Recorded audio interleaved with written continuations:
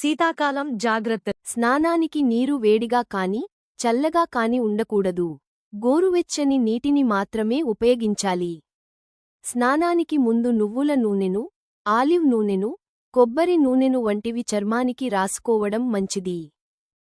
చర్మానికి సబ్బులను వాడకుండా మెత్తని సున్నిపిండిని మాత్రమే వాడాలి. గ్లిజరిన్ సబ్బులను వాడటం కొంత మేలు. చలికాలంలో కాటన్ బట్టలను ధరించడం మంచిది. చలిగా ఉన్నప్పుడు స్వెట్టర్, మఫ్లర్ లాంటివి ధరించాలి. పాదాలు పగలకుండా అడుగు భాగాన కొబ్బరి నూనెను లేదా వాస్లిన్ కానీ రాయాలి.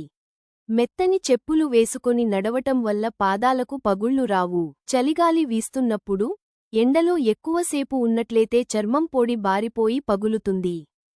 చేతులు తరచూ శుభ్రంగా ఉంచుకోవాలి. చలికాలంలో నీరు ఎక్కువగా తాగాలి.